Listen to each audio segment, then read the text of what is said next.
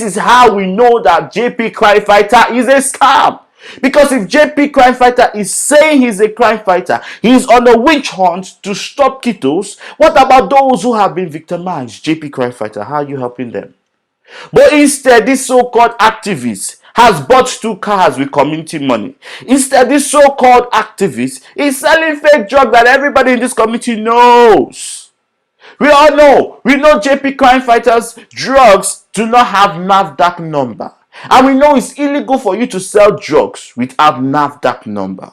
So this is one thing that is very suspicious for a crime fighter who claims to be fighting criminals, first selling fake drugs without NAFDAC number, which is illegal against the law.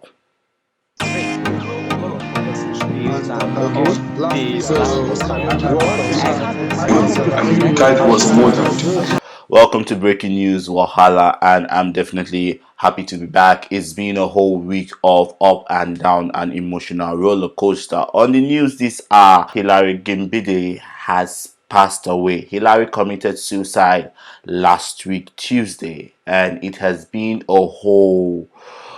it's been so messy, to be honest. It's been so messy where I didn't know it was going to hit me this hard, but it did hit me a different way. I've never really had the chance to process such passing away, especially when it comes to suicide. I kind of felt like Hilary could have spoken to us no matter what the case is. I'm one person who preserve or who wish to preserve as much life as possible, because I believe that every life that is given preciously to all of us to preserve, to help each other, to build up each other. But as Hilary committed suicide, the community began to talk, and I began to see a different part of the community which I've never seen before. Most people termed Hilary as a keto based on hearsays from JP Crime Fighter. Now, in case you do not know who JP Crime Fighter is, this is the one time I'm going to be talking about JP Crime Fighter. JP Crime Fighter is a self-proclaimed activist who says he's fighting crimes and who says he is trying to track down ketoris. Since JP Crime Fighter started, JP Crime Fighter has not in any resort cracked down any ketoris till this time as I am recording this news. JP Crime Fighter has not in any way caught one ketoris, has not in any way come together with the community to see how to catch ketoris. JP Crime Fighter, on the other hand, has been labeling people ketoris, and because of JP's first labeling of people ketoris, it has done a massive danger to our community, because now our community has to second guess who is a ketoris and who is not a ketoris, which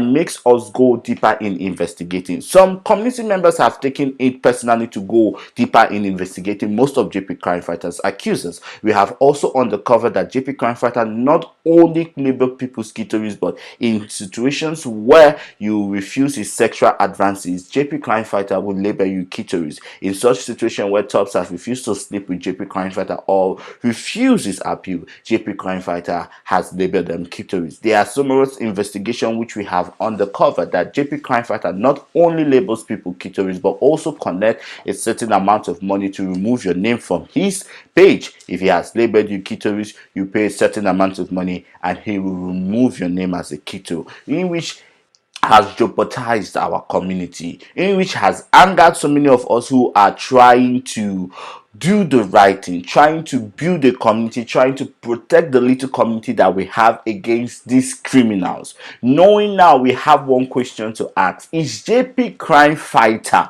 truly an activist or a criminal living in disguise in the LGBTQ community? And I remain Chimereze Henry Ahunaya, and you're listening to Breaking News Wahala. Darling, do not change that dial, because we have more news on Hilary's suicide and JP Crime Fighter. Stay tuned as we just watch some clips in memories of Hilary Gbinde.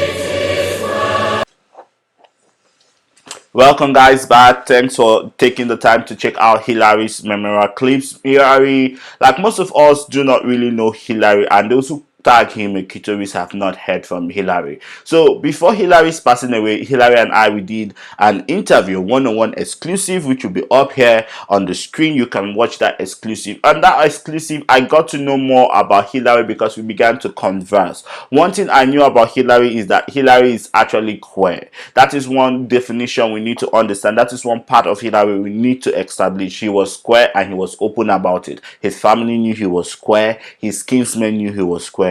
But how they reacted to his acceptance of his sexuality was really devastating. So his family had to exclude him. His family had to distance themselves from him. In short, I could literally say his family disowned him and left Hilary to scatter for himself. Just a young man. And if we are looking at Hilary's story and we are not seeing a young man who has gone through the chaos of a failed government, a chaos of a failed community, a chaos of a failed humanitarian system, then I think we are the problem too. Because first and foremost, before anything else, Hilary is and was a human being, and he deserved love, he deserved care, he deserved tenderness. He came out to a community, he came out to us to see if he could find this love. We have preached love, this love, but in the reality in our community, I'm sorry to say, we do not have love. We need to begin to tell ourselves the truth. We need to begin to tell ourselves the gospel truth. We need to stop playing these games. We need to stop playing this, hide and seek, or this pretense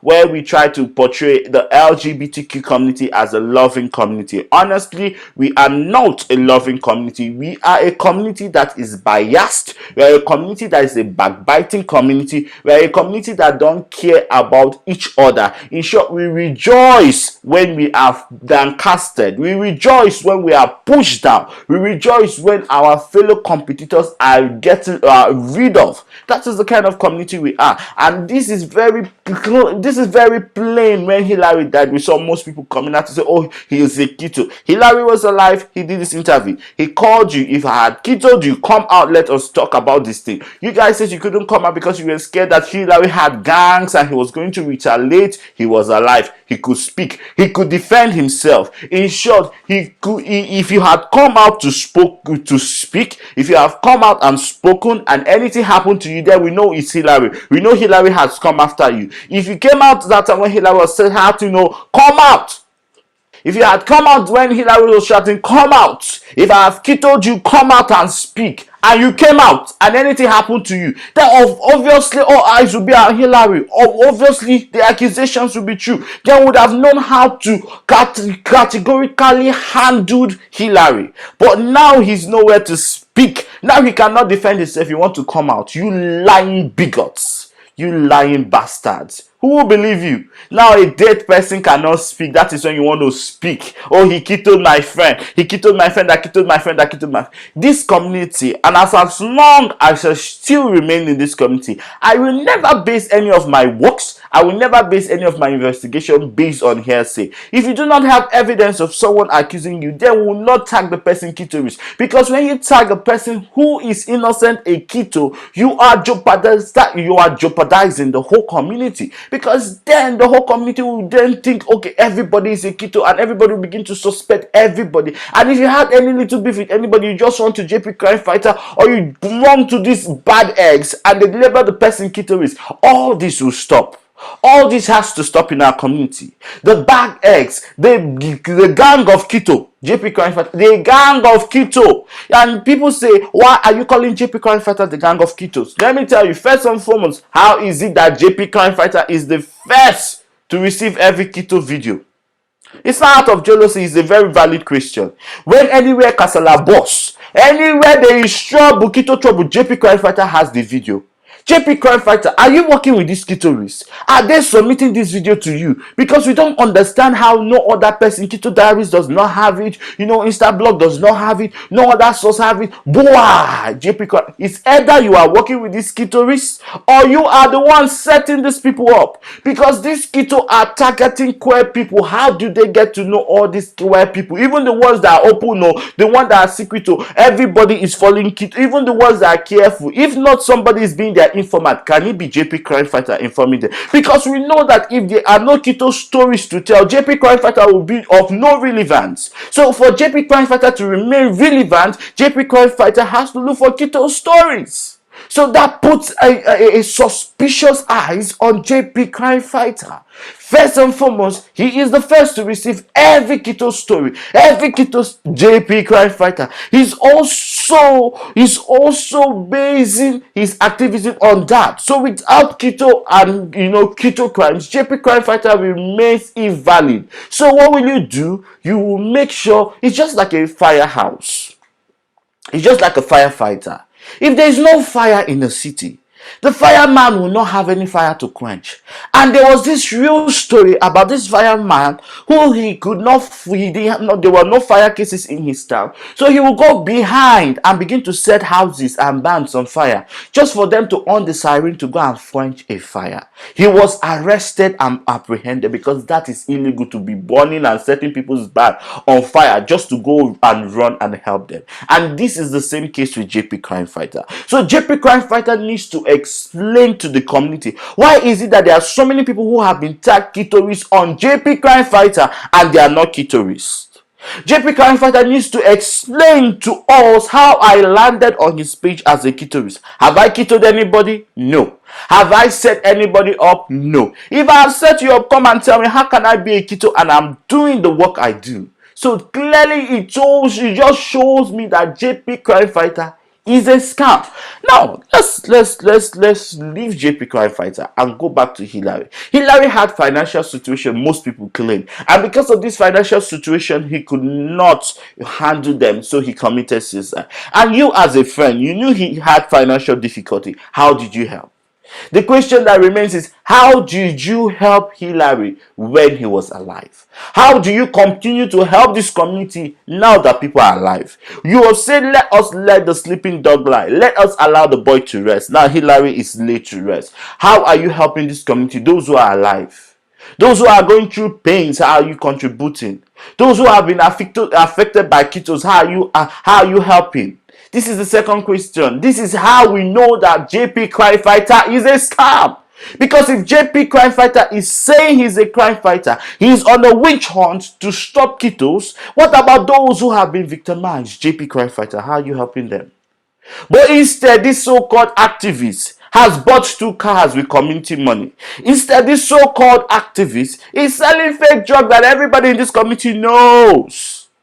We all know. We know JP Crime Fighters drugs do not have NAFDAC number. And we know it's illegal for you to sell drugs without NAFDAC number. So this is one thing that is very suspicious for a crime fighter who claims to be fighting criminals, first selling fake drugs without NAFDAC number, which is illegal against the law. So when you look at this accusation of JP Crime Fighter being the king of ketoists, being the king of criminals, these are not just allegations.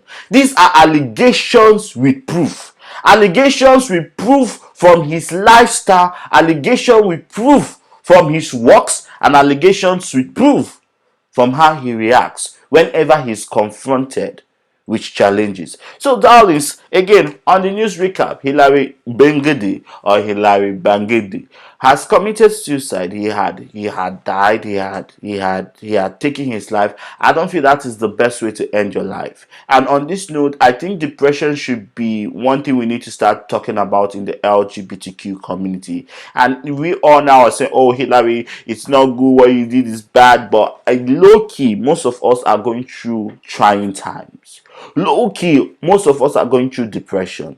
Low key, some of us cannot handle the difficulties that life is giving to us. Some of us are using all manner of ways to handle our depression and it's not working. I feel at this point in time, it's time for you to start talking about your depression. It's hard because you're going to be stigmatized. It's hard because people are going to say, oh, this person is mentally unstable. It's hard because you're going to lose so many jobs and so many things. But at the end of the whole day, you get to stable your mental health. You get to talk about your mental health. You get to talk about your personal life. And you get to find solutions, which is the important thing. Any mental health conversation, any talk, Any news, any gist that does not have solution is worthless. It's not worth your time.